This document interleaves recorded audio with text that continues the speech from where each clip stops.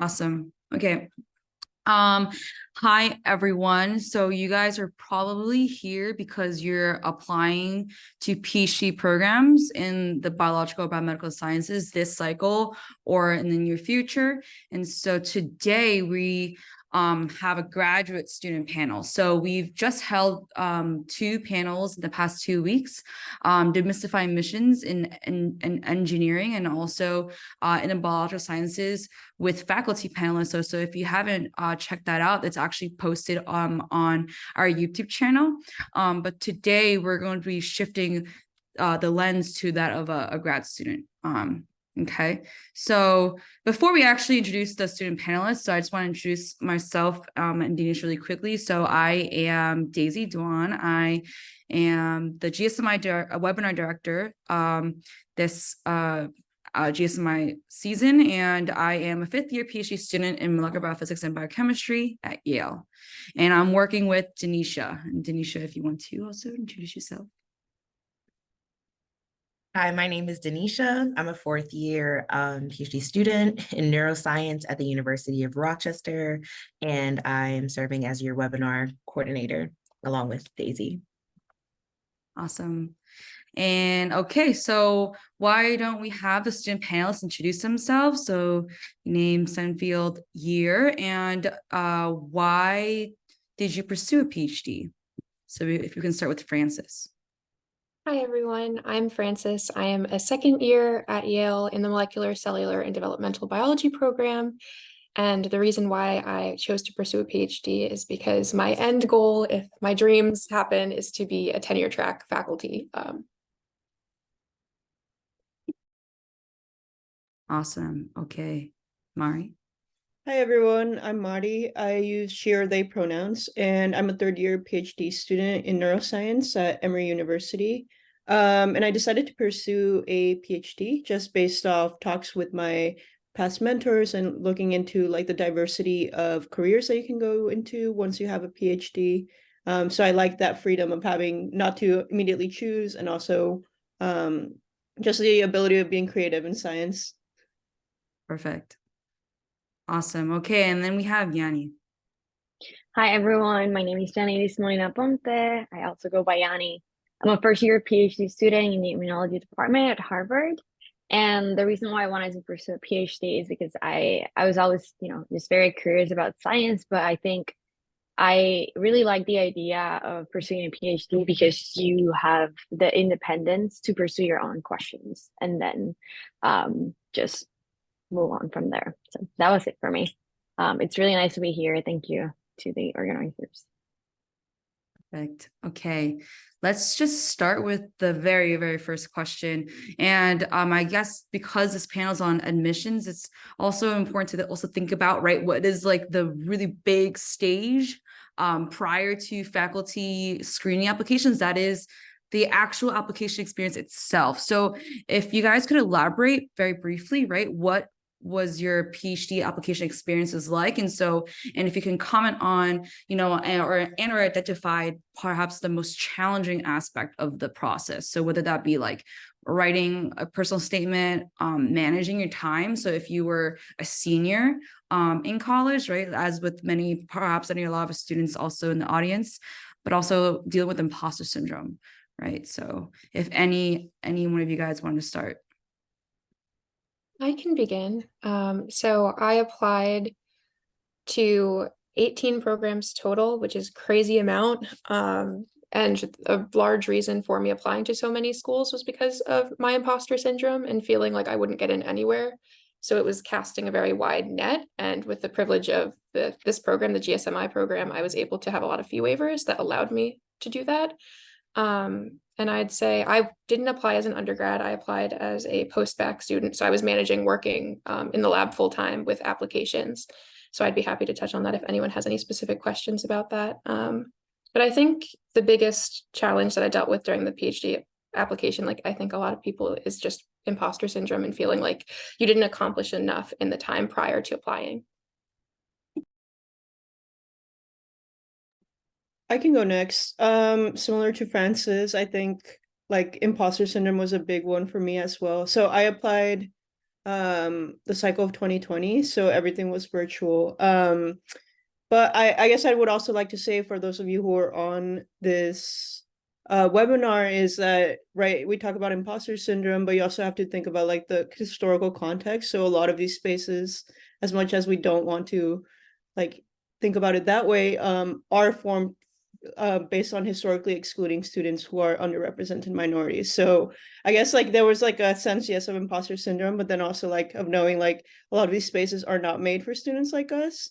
But yeah, like I think for me, what helped, if we can go into that, was just like talking with a lot of my mentors and talking with Latinx mentors who shared my background and who also talked me through how to best like showcase what I had done to this point.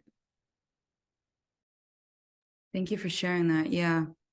And no, like you were saying, like if I love that you also ventured into like discussing about that, because I think oftentimes, right, we talk about like struggling with certain aspects of application, but you know, a huge part, right, of this entire process is also identifying allies, right, or even mentors.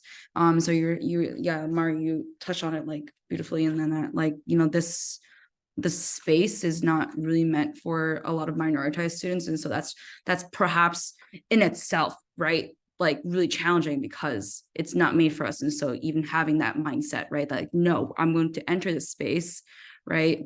Yeah, so that was beautifully put. Okay. Yanni, do you have anything else to add on, or? Yeah, so I literally just applied this past cycle, so this is all very fresh for me. I think my experience, I was also a postbac student. I was working as a lab manager in tech at Hopkins for 2.5 years. So I wasn't really applying directly from undergrad. And for my personal experience, I think the hardest thing for me was the time management. I had a lot of responsibilities in lab. I was actually troubleshooting my project. I was going to presenting 2 different conferences in that same fall. So I think for a minute I was like, oh my god, there aren't enough hours in the day to really like do all these things. So there was a lot of like talking to other people, and especially in my lab, about how to manage that, and like literally setting a tight schedule as to like, okay, I'm gonna work on this from this time to this time, but I'm also gonna take a break and trying not to, you know, burn out as I was applying. So for me, definitely was the time management the most challenging part of it. But I also admit that I was in a very privileged position because the lab that I was currently working at that time was super supportive, from like the grad students, the postdocs, and obviously my PI. And I think it really made a difference in my application cycle to have that support. I wasn't as stressed about my personal statements and my research statements because I knew I had people that would be willing to review that and give me feedback and support me through that. So I was very privileged in that sense. But yeah, and I think with imposter syndrome, I would say that, and we can talk about it later, as the workshop continues, but I didn't think that I had it as strong before applying as to like where I was actually interviewing in person, and we can talk about that later, but at least that's how it was for me. Yeah, thank you guys so much for sharing.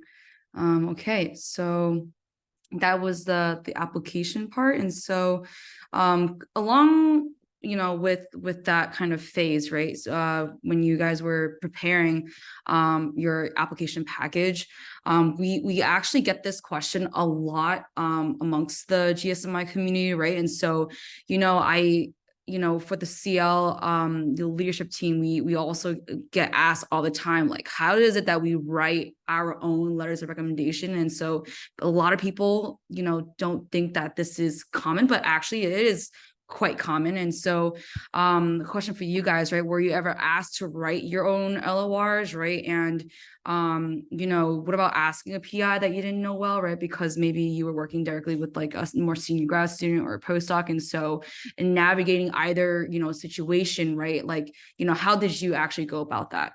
And then thinking in the lens, right, of admissions, like, okay, well, you know, maybe this, you know, professor doesn't really know me well, and so how might that impact, right? And then thinking along that front. And so just wanted to see and hear about your experiences.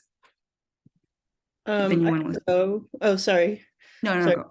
All right.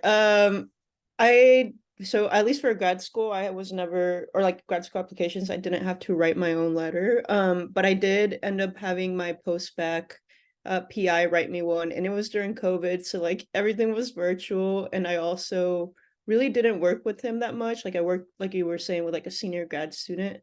What I think helped me for that specifically was to give him kind of like a cheat sheet where I like listed past research experience, and then because I was in a post-bac program that was geared, I guess, towards students whose next step was grad school. I also talked about asked him to like talk about that program and how that had prepared me. But I'd say like if you are in the position of writing your own letter of rec, like I've done for fellowships in grad school, I would ask like any faculty that is writing you a letter to like send you theirs, or a past letter to send you their rec letter that they've written. And then yeah, like the cheat sheet is also really helpful. Just give them an idea of like all you've done. But yeah. I can add a little bit as well. So I didn't write my own letter, but I had a PI that I worked with for a very short amount of time and did not stay in touch with throughout my undergrad into my post-bac. And so what I did was I reached out to this PI via email and I updated him on where I was currently in my post-bac and how his opportunity really inspired my continuation into the field of research. And he volunteered to write me a letter despite us not being in communication. And so what I did, since he didn't know what I've done throughout my time, is I sent him all of the statements that I was submitting so he could see my research experiences on one sheet. And I also had my PI that I was currently with get into touch with him as well, just so that they could be on similar pages in regard to what I was doing.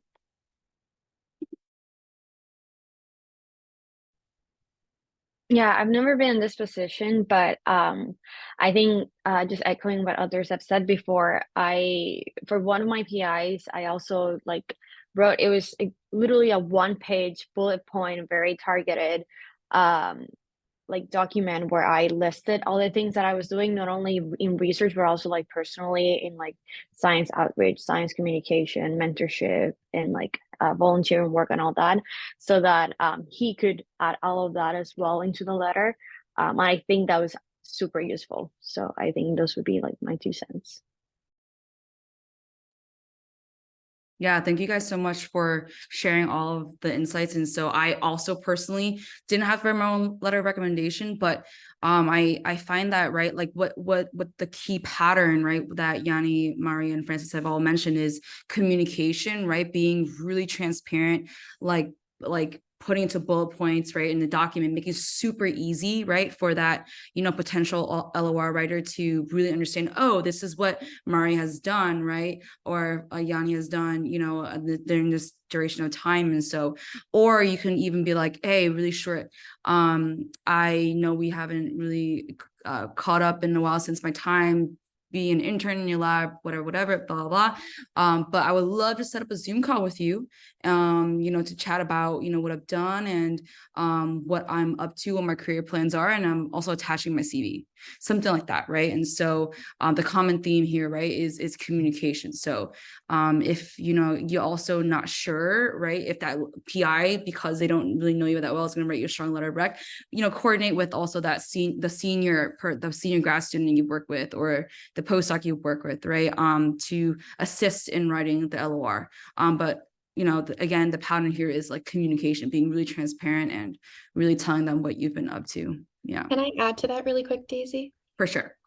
I just want to say that I had a very low undergraduate GPA, and that was something that I was very nervous about going into the application cycle. Like, I mean, lower than 3.0. And so I made sure that my letter writers were aware of this and that they touched upon it in their letter as well. So rather than me spend a big portion of my application talking about it myself, I had my PI acknowledge that that is something that is a part of my story, but not necessarily reflective of my research and what I've done. That's yeah, so exactly, like Francis has also brought up a really great point, right? So What the faculty panelists in the previous two webinars have also mentioned is, undergraduate GPA does not correlate at all whatsoever to your potential, right, of being a scientist or being a PhD student at all. But if this is something that, you would like for your LLR writer to talk about, because, right, maybe the low GPA, I also had a below 3.0 GPA. And so my first year of grad school, undergrad. And so that was the perfect place, to explain, because Daisy was juggling 3 jobs and college classes, right? In her first year, things like that. And so, exactly. Okay, so next question. Okay, so now this is now shifting, right? From application, submitting it, et cetera, and then comes December 15th and on, you start to get emails, right? Like, hey, we would love to invite you to interview at Yale. And so this is interviewing time. So could you guys briefly describe what your interviewing experiences are like? And so what are some of the things that you thought were going to happen that did not, and vice versa? So this would be like before your I guess your first ever interview recruitment weekend. If anyone would want to start. I can start. I was terrified when I started receiving interview offers that I was going to be tested on class knowledge, things like how does CRISPR work, and just the minute things that you don't necessarily think about in your day-to-day working in a lab. And I was so terrified to a point where I bought flashcards and highlighters and notebooks. And I was like, I'm going to study before these interviews so that I don't sound stupid in front of these PIs and I don't miss out on these opportunities. And it was not like that. Sorry if you hear my dog in the background. It was not like that at all. It was more so a conversation where you talked about your research experiences and they shared what they were working on in their lab. And all the questions that I felt that I encountered were all based on my research and just approaches that I took and why I did what I did and what I would do next. And so I think that was a big relief for me, was just it being more of a conversation with somebody like-minded talking about science. And something that I didn't really anticipate is a lot of these schools will ask you what other schools you're applying to. And so you need to be prepared to answer that. And in my situation, since I applied to so many, I had to frame it in a way of, I didn't apply to all these schools because I didn't know where I wanted to go. It was more so because I was worried that I wouldn't receive any interview offers. And so that was something that I had to touch upon a lot in interviews, was just what other schools are you applying to? Why do you want to go to our school specifically? Things of that sort. Yeah, I guess Francis said a lot of what I was going to mention. I thought going in that these interviews were going to be again super formal and kind of like a quiz also. I was like, okay, they're gonna ask me about this specific technique. And yeah, it might have slipped in there, but it was more to make sure that I knew how to think about my science and that I knew, okay, we're using this technique because of this, rather than I'm just following protocol. I'm not really thinking critically about my science. And I think that's kind of where interviews usually lie. I think overall I had pretty positive experiences. I had some that were not that great, but ultimately I think don't get too stressed about it. I think the mock interviews were super helpful for me. So if any of you are able to sign up for those, I would recommend. Can you, as a follow-up, can you guys briefly, because I think that for us, because we've gone through the interviewing, we're yeah, they were just conversations. But I remember also, as I'm sure you guys have remember too, right? It's what was a structure of an interview like? And so can any of you guys also just really briefly elaborate on what that looked like, the day-to-day, if you guys can remember that? Yeah, I guess I can talk about it because I'm the most recent that went through all of it. I think it really varied. Some programs were only 2 days, others were 3 days, but generally the structure was, if I remember correctly, you would go to the hotel, get all set up, and then that afternoon you would have a dinner with the students. And then after that, the next day would be the day where you would be from really early on all the way until the night. You probably wouldn't even have time to take a break to change or anything. So that's really important when thinking about what to wear and just wear comfy shoes and things that that you can withstand the whole day. And so during that day, so you would go to breakfast, you would do all, at least for me, most of that day was do all the interviews, and then after that like a dinner or maybe like an info session about the program. And then the last day, it would be generally like half a day or the whole day, depending on the program, but you will again do like the breakfast. Then you would do, it was actually talks from current students. And then after that, lunch. And then in the afternoon, something fun, whether that is exploring the city, exploring the school, or like a party or a dinner. And then you will just fly back or go in and turn back. And I think that structure was pretty similar through all of them. Again, the difference was like if it's just 3 days versus 2 days. And again, for the interview, I think again for me, I had a good support from my lab, so I did a lot of practice with them and I asked them a bunch of questions, especially the first years. And I had a really strong idea of what to expect, and I think that really helped me. But even then, my first interview was actually the program that I'm in right now. And I was actually terrified again because I was like, well, maybe, what if it changed from like last year? And then like they asked me something else, or they asked me something very specific about my project, or to explain this particular, like pathway. And I was thinking about it, but then I was like, just trust what other people, told you and all the things that you practiced. And then in reality, it was actually very different. So I remember, at least for my first one, there was only, of all the 3 different interviewers, there's only one interviewer who actually talked about my research. The other interviewer basically even talked because he was talking about the research that the PI was doing. And then the other interview was like super conversational, more about like my background, the things that I have done, and nothing really science. So also be prepared to do that. You won't necessarily talk about your science. There are often PIs that just want to know like who you are as a person. So be ready to, talk a little bit about that.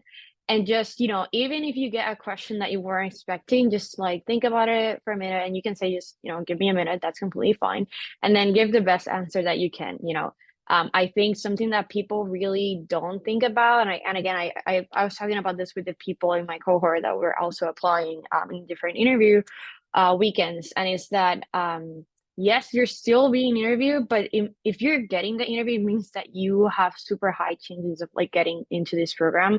And also, you are also interviewing the school, and that's very important, because as much as they're interviewing you, you're also like talking to people and making sure that this program is the right fit for you as well.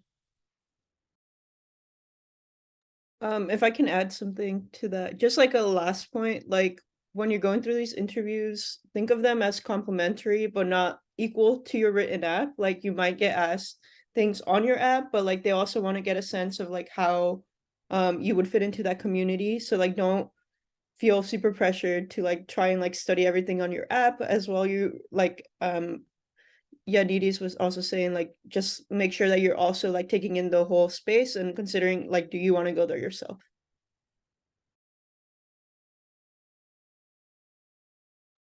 Yeah, so that was perfect. And yeah, it's like in an interviewing, just like what Maria said, like don't, right, like be like memorize your CV, but I think just go into it, just have maybe like an elevator pitch of your research, right? And then oftentimes, just like what Yanni has mentioned, right, like PIs would love to talk your ear off, right, like about their research. And so typically I would say the first 5-10 minutes probably about research or like your background. Maybe you share the same undergraduate institution as them or something, you might bond over that, right? Or the same hometown or cultural background or something like that. And then the next maybe 20-30 minutes or so is just going to be them like talking about the projects going on in their lab, or and so we also on our website they're like interviewing like questions that you can ask like advisors, but I want to also point out we have an upcoming webinar on demystifying also like the interviewing process. So Carlos Rico, a CLT member, he's going to be giving essentially like a webinar on how to prepare for PhD interviews. So that'll be coming up in December. Yeah. Daisy, can I add something real quick that I just remember? Yes. Because we're actually organizing the interview for the next cycle, and we were talking about it as a cohort, and I just remember, and it's really important, and it's also something that I did not, this is one of the things that I had no idea, and I think it adds to the fact of like being first gen and just not knowing how it works. Yeah. But at least in my program that I'm currently in, and I think it's also similar in different programs, There is an expectation. If you remember what I said earlier, where I talked about one of the days just being, students or faculty giving talks, there is an expectation that you will ask questions. At least just one question in this. It doesn't even have to be super nitty-gritty. It could be a general thing, but there is an expectation. So do keep that in mind. As you navigate the interview process, because they will take that into account. To add to that point, I also think that it's very helpful that when you're asking a question, if you are thinking of a question and the PI is going on and on, it's okay to interrupt, and you can apologize and say, I'm really sorry for interrupting, but I have this question. Because a fear that I had when I had questions was, but what if they go over that before I even get to ask my question? Then I don't have any questions. So if you think of a question and you think maybe they'll cover this later, it's okay to interrupt. And a lot of the time when I did that, they'd be like, actually, yes. And then at the time I was interviewing virtually. So they'd go to the next slide and it would be like, that is actually what we did next. And so it shows that you're thinking about the science and thinking ahead of what they've even said to you. And so it's okay to interrupt, especially with a PI that may ramble on and you feel like you can't get a word in. Agreed with all those points. Okay, but we're just gonna go on to the next question, and this I believe this applies to a lot of us, right? And so do you guys have advice on discussing, right, the impact of the pandemic, right, on research experiences or lack of, right, in college, but also gap years between college and grad school? And so I know that Mari and Francis, you guys also interviewed, right, like virtually. So if you can also like maybe talk about that. Yeah, whoever wants to go first. I can go. I will say though, I was lucky enough that I was like wrapping up my work when COVID hit, at least for my senior research thesis. But like I said, like in my post-bac program, like I was really severely limited in the amount of research I could do there. I think I just like framed it as like, yes, there was this, COVID was happening and the pandemic was happening. We were shut down, but also I showed all the other initiatives that I took to like prepare for grad school. So like I talked about applying for post-bac programs. I talked about applying for the NSF. I talked about like just in general, like reading up on papers, anything else that that can account for how you prepared will also be good. And again, I think programs are understanding of any type of research that comes from the pandemic, or if you were ill or any of that, like just frame it in that way. And if they don't understand, I don't know if you would really want to go to a program like that. Yes, to echo what Mari said, I was a little different. So I started research during the pandemic. And so all of my work was remote in the beginning. And so what I did was I framed that despite the shift to virtual everything, this is what I did still. And so similarly, you just want to frame everything as, in spite of this, I was able to accomplish X, Y, and Z. So for example, I applied for an NIH diversity supplement during the pandemic and was awarded it. And so I framed that in a positive light, where I was like, this was really important, and it like gave me confidence to keep pursuing research despite these external circumstances going on. And so I think it's all about how you frame things, rather than say, because of the pandemic, I didn't get anything done. It's more so, I did this in the meantime. And so I think it shows that you're persevering through these hardships, which is really important for grad school as well. That was really nicely said. I echo all of that. And also when you guys are applying for fellowships too, it's really important to have that like kind of like pivot mindset, like just in spite of these challenges or hardships, I did this, like upward trend, slope, positive mindset. So yeah, that was really well said. Anyone else want to add to this? Yeah, I can add a little bit on the gap years as well. I framed that time a little bit up on my own personal story, where we struggled at my undergrad institution with a lot of things, from like strikes to earthquakes to like hurricanes. And I even had to change projects. A project that I was doing my undergrad thesis on, completely change it because after the hurricane, our bacteria died, and it was super frustrating and it took a lot of work. But then, just like everyone else was mentioning, it's really important whenever you talk about those challenging experiences, pretty much like that. Don't get focused on like the negative or try to share it as a negative narrative, even though it might have been. It's really important to shift it and try to say like, this is what I learned, this is what I did, and these are the different ways where I was able to really overcome the situation. And it's just, I think it's very important, because I think one thing that the admission committee is going to realize when they read that in your application is like, wow, this person is really, able to pivot and to learn from like harsh situations and challenges that, you might experience and you will probably experience as you do your PhD training as well. Just everyone has pretty much said everything, and so I just want to add one more thing as well. Even if you think that you don't have anything, you've probably done something right during that pandemic. And it's also like the 2020, 2021. And it's also really important to also remember everyone was going through that. Yeah. And so a lot of people had to shift into maybe working on their grant writing skills, as Francis also mentioned, right? Like maybe working on fellowships, things like that. Or you had to shift into doing like, honing your computational skills, right? Because you had to, right?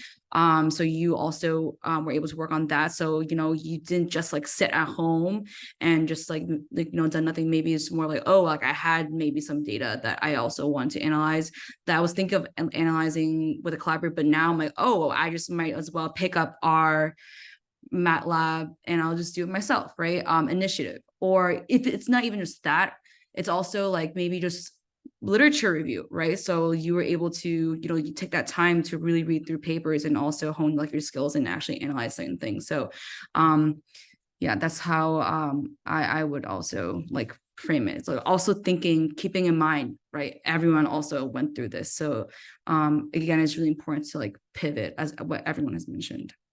I want to add one thing, if that's okay. Go for it. Of course. It's just that even if you did, let's say, do nothing during the pandemic, it was a huge factor that impacted a lot of people. And I think it's completely okay if, let's say, you didn't do anything, but clearly you're applying to graduate school now and you have research experiences to talk about. And so I think it's okay, even if you frame it as the COVID-19 pandemic really affected me for whatever reasons may have been. But despite that, here I am applying to graduate school. Here's the research I did after the restrictions were done. And this is why I'm deserving of a spot in your program. And so for example, I didn't have any undergraduate research experience that I talked about. Everything was based off of my post-bac, which again feeds into the imposter syndrome feelings. And again, I'm happy to talk about that if anyone has any questions. But I didn't focus on not having undergrad experience. I said, despite me feeling like I didn't belong in X, Y, and Z, this is what I did to prove that I belong. And this is how I validated that I can do research. And I talked about my post-bac in my whole statement. Didn't talk about undergrad at all. So just to end my statement is just, I feel like there are ways that you can talk about not having experiences that frame it in a different light than you may necessarily think about it when you're thinking about it as yourself, that could emphasize different attributes that you have and can bring to the table. Yeah, that actually reminded me. So Antentor last Thursday in the demystifying emissions, in biological sciences from a faculty perspective, he was also saying like, yeah, exactly. Like in 2020, 2021, maybe you couldn't, right? Maybe you're from a small area, small town, so you couldn't actually like pursue any research experience, and that's okay. And so then you would place more emphasis on like, what were some of the things that you did right before or even right after, right? So like, oh, you sought after these opportunities, right? Things like that. And so again, like maybe not focusing, just like what Francis said, not focusing so much on, right, on something that you lack, but really like shifting gears, like, okay, this is what I sought afterwards. So yeah, that was really nicely said, Francis. Okay, so now shifting to the next question, right? So in regards to, again, let's say like, this is during interviewing, recruitment weekends, and, perhaps you've also had some interactions with certain prospective, students. And so do your respective institutions, if you guys know, take into account your personal interactions with these applicants during recruitment weekends and admissions decisions? Yeah, I can start, Go for it. definitely. 100%. And I think this is similar for like many other institutions. And I think even in my other lab, this is something that they reminded me, and every single time I took a trip for like a different interview weekend, I reminded myself of it. You are literally being interviewed at all times. So think about it. Even if it's not a formal one-on-one interview, you're being interviewed, being like not judged, but they're looking at what you're doing. They're looking at your interactions with other people. So always keep that in mind, because they are looking, and they will talk about it amongst themselves, among the committee. And it's just something nice to keep in mind. Whomever you're interacting with, is students, staff, and faculty at all levels. So always keep that in mind, be respectful, be curious, ask all the questions. That's really important. They're gonna talk about that. Wow, this person like asked me about my research, or asked me about like what it's like to be a student here. And they seem super interested and invested on, what the school has to offer and all that.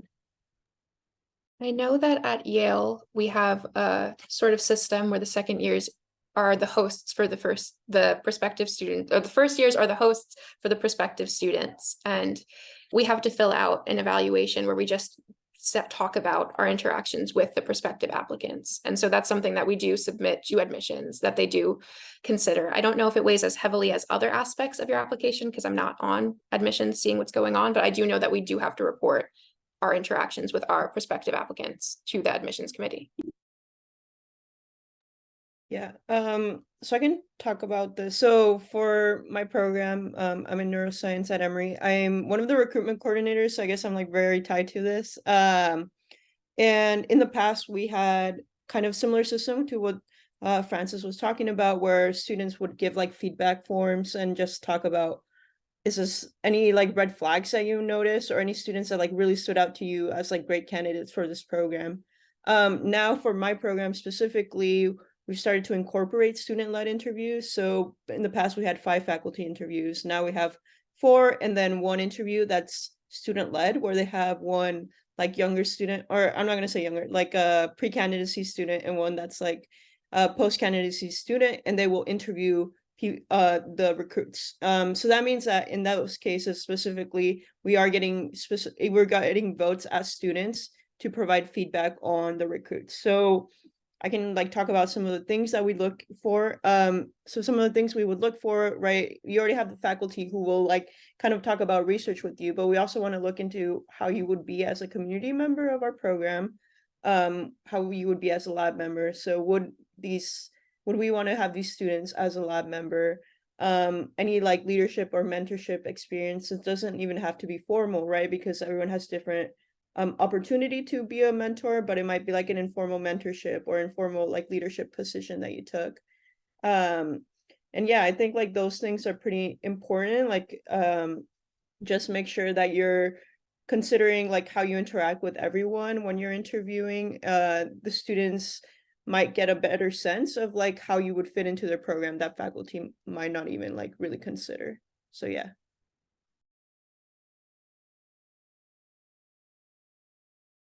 Yeah, that's like a first time I've actually heard that, like a student-led interview. And that's that I truly believe I was like Emory Neuro, like all the good people, a lot of good people are there. So that's really interesting. Yeah. So I also want to chime in regarding Yale as well. So yeah, echoing everything what Francis said, it is true also for the biophysics, the BQBS track. And I actually used to be the chair of engagement. So I was in charge of recruitment for all 8 tracks at Yale BBS, because I was working with YBDIC, the Yale BBS Diversity Inclusion Collective, or the collective. And so I personally also know that for at least the BQBS track, the one that I'm in right now, that I got into right now, I know that working with the director of admissions at the time, he was saying that there are typically, and even the faculty panelists in the previous two webinars have also mentioned this, like there's like some sort of like a ranking system. So let's say that they screen your applications, and right, there's like people that we're definitely gonna interview, and then there's like the gray area, like, oh, the maybes, and then there's like the no's, right? But the maybes. And so you know, even let's say, for example, like you've maybe had that in like an interaction with a student, or maybe you reach out to like, oh, how's that lab, blah blah. Like if like you're you know, from a student like perspective, like you can actually really influence, like, oh, that person that maybe could be pushed to like the yes.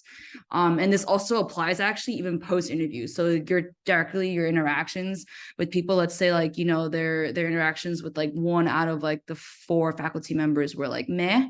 And then you know, when you were interacting with this particular student and you guys were like, you know, vibing and really getting along in terms of like, you know, maybe your goals, right? So everything that Mari has mentioned, like maybe this student, this applicant can contribute a lot, right, to the community, right? Or like maybe at Emory Neuro, oh, this person has demonstrated like leadership experience in the past, things like that. And so, you know, your word as a current Emory, like, or like well, for me, like as a Yale student, like plays a huge role in putting that person from like the maybe yes to like a maybe to like a definite yes, like yes, like you we would give you an admissions offer. And so I personally know that working for YBDIC in the previous 2 years. I don't work for there anymore, so probably could have changed, but that I know. So I know that the students' like weight does have, you know, influence on the decision. Mm-hmm.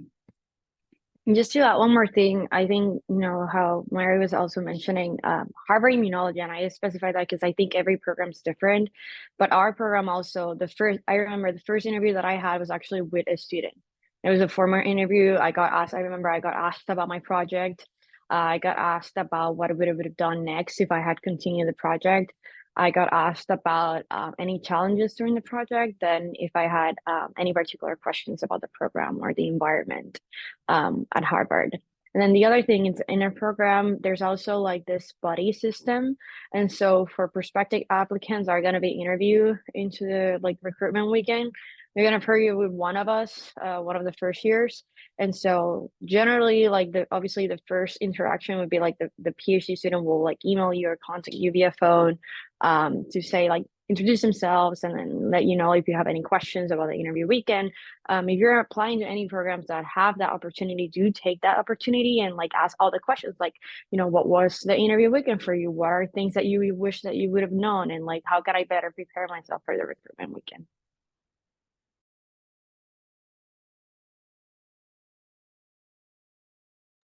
Yeah, so the main theme again, right, is be curious. Again, and you also mentioned this, right? Like be curious, ask questions. You know, even if you think like, oh, maybe that question is dumb or something, like, no, just, you know, the biggest thing is, and the one thing I've actually learned, you know, throughout like college, I would say, and also in grad school, is that, you know, being silent is probably like the worst response, which is like a lack of response, right? And so, you know, always ask questions, you know, take interest, and it doesn't have to be all science related, right? And so as what we've all been saying is maybe talking about like, you know, what their experiences, you know, at Harvard Immuno was like, or right, like what made you commit to this department or this program, or what are some groups that I could be a part of, right? Maybe as like a Puerto Rican student, you know, what are some of the groups that exist, right, in the Harvard like, you know, greater like community, things like that. Always ask questions. Okay. Okay, so I think we also touched on this a lot previously at the very beginning. And so when you guys personally were interviewing at like the many schools, did you guys ever feel you know, that you did not belong there? And then when you're reflecting back, right, is there any advice you'd give, right, to people in the audience right now who might feel the same way during their upcoming interviews? Anyone can clarifying question, Daisy. Yeah. When you say did not belong, are you referring to like it wasn't a right fit for you, or are you referring to like imposter syndrome? Imposter syndrome, like you know, why would this why did the school even give me an interview offer? So yeah, I can syndrome. start that because I'm already unmuted. I think I've made it very clear that I felt that way throughout the process. I had a sub 3.0 overall GPA, which I had never heard of anyone having prior to applying on any panel. I always heard about grades in isolation not being the end all be all, but I never heard anyone talk about having such a low cumulative GPA. And so I went in really feeling like I'm going to apply to these schools and I'm putting so much time into these applications and it's going to go to waste. And so that was really hard pill to swallow as I was going through the application process. Definitely was incredibly nervous about how I'd be perceived. So I spent a lot of work making sure that my statements were really, really detailed, and I had a lot of people from my lab kindly review it and provide me with feedback, because I thought if I have X part of my application that isn't the best, I want to make sure every other part of my application is as strong as it could be. With that being said, I got a lot of interview offers. I got 16 out of the 18, and I got into every school I interviewed at. So needless to say, if you have something that you're insecure about and you think that you won't get into any school, don't self-select yourself out. I think that's my biggest piece of advice, is if it wasn't for the mentorship that I received, I probably wouldn't have applied to half the schools I did, because I just thought there was no chance. And so with that being said, I really think it's important that even if you may not necessarily believe in yourself, you have to trust that the admissions committees are going to be that deciding factor. You don't have to decide if you're going to get in or not. That isn't your job. Your job is to apply and see what happens, essentially. And so that's my biggest piece of advice, is that I think we all have different levels of insecurity throughout this process, and it doesn't end once you're in graduate school. Then you become insecure about something else maybe. And so I really think it's about, despite that, pushing through for what you want and believing in yourself, essentially, irregardless of your shortcomings or what you perceive as shortcomings.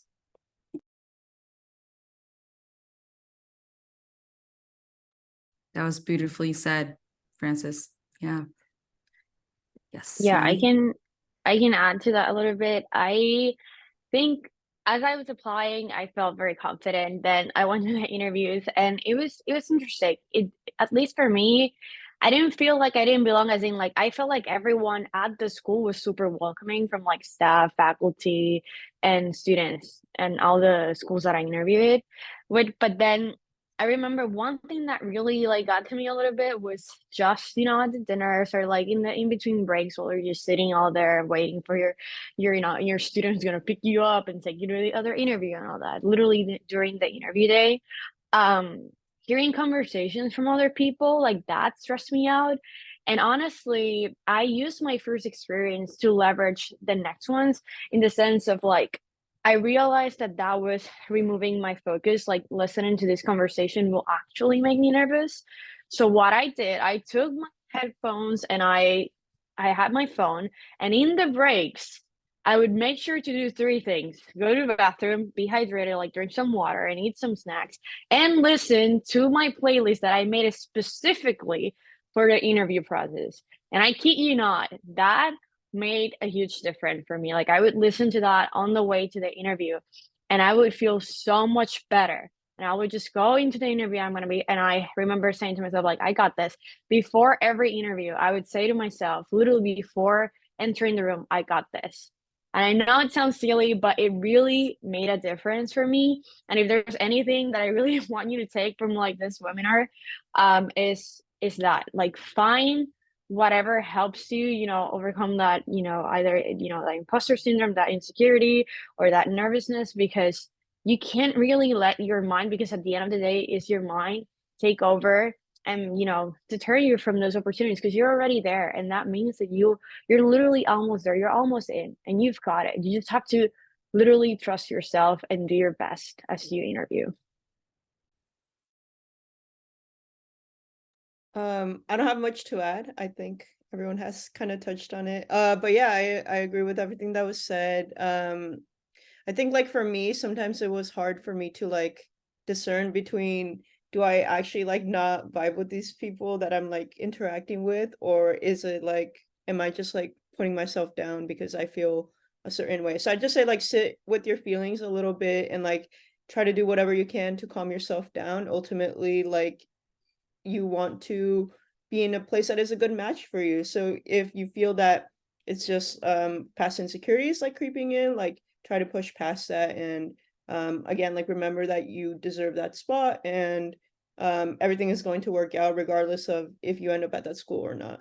So yeah. I love what you said, Maria, that, sit with your feelings a little bit, because I think that, it's, you feel something, you're like, oh, wait, I have to squash it, right? Like, I feel insecure, like, I'm just gonna get rid of that. And so I think it's definitely like, it's okay to feel that way. Because I think at the end of the day, like, a lot of us, right, getting into these new spaces, and Maria also touched upon that, right? Spaces that you're not accustomed to being in at all, or anyone that you know of being in previously, or maybe in your family at all. So of course it's normal, right? And then, with, what Francis has mentioned and Yanni, right? Like, having like that noise from other people, right? And so it's probably getting you to be like compare. And so, it's like, take away that energy, right? So whatever that means. And so maybe it's just like, all right, being with yourself and like, telling yourself like, hey, like I am physically present here because they saw something in my application and I believe in myself, and they saw something in me, so they believe like in me as well, right? And so then also think of the village, right? I think like for me at least, and everything everyone has said, I think for me it's more of like, okay, well, if I'm not doing for me, then I'm doing it for the village, like the people who've really uplifted me, right? And people who want me here. And so if not for yourself, then also do it for the village, right? Because a lot of people have helped you get to that place. And so, but right, there's also maybe like actual noise, like what Yanni said, maybe just put on AirPods and be like, hey, I'm just gonna get out of here and maybe just hydrate myself, right? Do my own thing. And so if that's, that makes you feel good, and like do that, right? But it's okay to sit in with your feelings a little bit. And so yeah, everything everyone has said, like I go that. Yeah. Okay, last thing actually that just came up for me. So like, this has come up for me a bit, but this sounds kind of silly, but sometimes when I go through these interviews and I start having that feeling, I'm like, I'm gonna do it like in spite of everything. I'm like, okay, these systems were not made for like students from my background, but I'm gonna do it regardless. And like that like spike gets me through it. Maybe it's not the best, but you know what? It works. So I recommend. I echo that. Yeah. I feel that. I also think that it's important to acknowledge too that just because you may not feel like there's anyone that quite has your story, there's always going to be somebody that makes that change, correct? Like I looked at graduate pages that said in their FAQs, GPAs under 3.0 are detrimental to your application.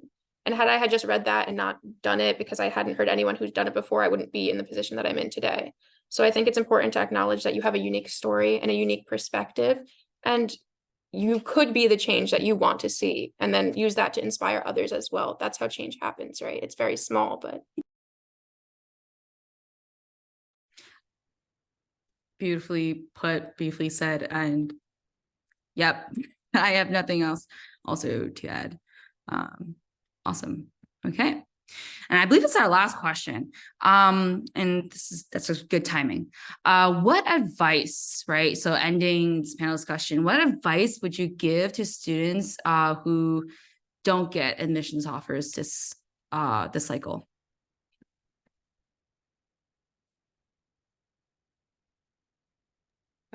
I'd say like try to not get discouraged. I know like in the moment it's a really big hit, like all of us go through a lot of failure. But like PhD admissions are just so increasingly competitive, and like there's a ton of really well-rounded applicants who don't get selected on their first try. I'd say if you don't get an admissions offer, like, and you decide like, okay, I want to continue and like do this PhD, like take that year and like do more research, be intentional about building those skills that people look for in those students, in their students. But yeah, like overall, like it's not the end of the world, even though it's like really difficult. Yeah. Yeah, I think one big thing, and this was probably one of the biggest pieces of advice that I got from like my previous PI, and I still apply it to this day, is that, and kind of like echoing what other people have mentioned about sitting with your feelings, you're going to feel however you're going to feel, and probably it's not going to be great. And you need to acknowledge that. And you need to, the way he put it out for me was like, you're going to feel whatever you're going to feel, but you're going to put it a deadline, whether that is 3 days, a week, or 2 weeks. And you put a deadline, and you're going to feel, you're not going to do anything, and you're going to feel however you're going to feel. And then after that, you're going to say, okay, I'm done. I'm getting back to it. And then you're going to look for ways to improve, right? Because there's always space to improve, right? You can ask the people, you might get a response, you might not, but it's a good advice to just like try and ask, what can you do better for your application? What can I improve? Talk to other students who had the exact same experience. What did they do, and how did they manage to get, another admission in the future? And then another big thing is, and I think a lot of people have been talking about this as well, is the fact that in the past few years, especially after the pandemic, particularly in the biological and biomedical science, there has been an increase in people who are applying to both master's and PhD programs. So it's actually harder to get into a PhD program now than it was a few years before. And that has nothing to do with your application or who you are as a person. And then also getting at that is the fact that even if it's frustrating and you gave it your best and you still didn't get a chance, that is not an extension of who you are as a person. That is just the application, whatever they were looking for, whatever happened during the admission process. And I think that's really important, because if you don't do that, it might actually deter you from applying again, because you're thinking, oh no, inherently I didn't get in, I won't get a chance ever, maybe I should do something else. And no, that's not right. Like what others have also been echoing as well, like we all go through this, processes, we all go through these failures, and it's actually, and it sounds like cliche, but it's a fact, you actually learn more as you navigate these failures and challenges as if you were just, had the opportunity in the first place. And just as we're doing right now in this webinar, right? If people hadn't struggled, if we hadn't struggled with our different, areas, we wouldn't be here talking to you about it and how we managed to leverage that and get to where we are right now. So I think it's really important to keep that in mind. Just sit with your feelings, keep trying, and just because it's not happening now doesn't mean it's not going to happen in the future.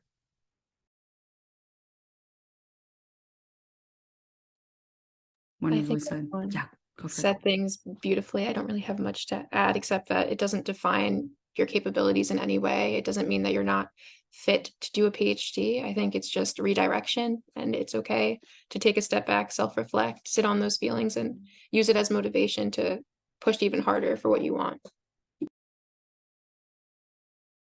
Yeah, exactly. So I think that, as current grad students now, right, all of us, failure, I would say in the lab, like failure is the norm, like there's a lot, but, so it's all about, right, all right, so let's think about this experiment, troubleshoot, what can I do better? So same thing with, right, the application cycle. And so of course it's what Yanni said, right? Like whatever you're going to feel is probably not great, but it's important to reflect and be like, okay, well, what can I do better, right? And so what does that mean? Maybe, so if PhD is still the route for you, exactly what also like Mari and Francis mentioned, like just keep going, right? Look for additional research experiences, maybe do an initial post-bac or prep program, lab tech, research assistant position, and then apply the next cycle. Because I think with the whole, right, in this space, it requires a lot of resilience, persistence. And so, and it's important to also remember that failure does not define you. It does not define you, right? And so what really matters is what you, right, what comes out of that. Like, what are you going to do, right, to improve? So, yeah. Okay. So we're gonna end off. Do you guys have any additional advice to our current prospective PhD applicants this cycle, in this webinar, in this audience? I said this earlier, but just to Yeah. echo it again, don't self-select yourself out of programs because you think Yeah. it won't be competitive. If you have the resources and you're able to apply to X amount of schools and you think that one is a long shot, apply. Because at the end of the day, if you don't apply, you're never going to get in. So you might as well believe in yourself enough to give yourself that opportunity, even if it doesn't pan out the way you may want it to. I'd say as like you're forming this list for schools you want to apply to, like consider like your overall well-being when you're deciding for programs. Like it sounds really silly, but like for me, I like made this whole Excel sheet where I listed things that were important factors for me in deciding a program. And not all of it was research. It was like cost of living, stipend, the climate of the place. Like I had lived in Connecticut for my undergrad and I was like, I don't want to be in the cold anymore. Things like that. Just like overall consider like where you're gonna be able to thrive. This is gonna be a place you're gonna be in for like 4 to 7+ years. Like make sure that it's a good fit in that sense as well. Like yeah, like research matters too, but again, like consider other factors too. Yeah, I would just say again, trust yourself and trust your journey, right? You've done your best, you've applied, and then after that, you just wait for your interviews. And as you go and navigate your interviews, again, remind yourself of that, remind yourself of the people that really help you to get to where you are now. Like it's not you, it's also those people, going with you and hoping that you do your best. So again, at the end of the day, keep that in mind. And, as you talk to other people, whether this is faculty or students, bring that as well. And believe me, people can tell. People can tell when you're someone that's excited, curious, and that it's, confident. So try to bring that to your interviews and, best of luck. Alrighty. All right. Thank you guys. And also we have questions regarding just like logistical stuff. So with the faculty PhD admissions panels, those are all on our YouTube channel. So you can check that out. And as for emails and our panelists, they're also they are part of our GSMI team. So you can connect with us, by looking up our names, emails, and our website. And yeah. Thank you guys so much for attending, for the participants, and also thank you to our amazing panelists for their wonderful insight and tips. And we have upcoming webinars. So one of them being interviewing, but we also have another webinar as well, like what to do if rejected from graduate school. And so that will be in the spring. So yeah, everyone's saying thank you. But yeah. All right, Francis, Mari, Yanni, Denisha, thank you guys so much. We're gonna close out here. All righty. Thank you. See ya. Bye, guys. Bye-bye.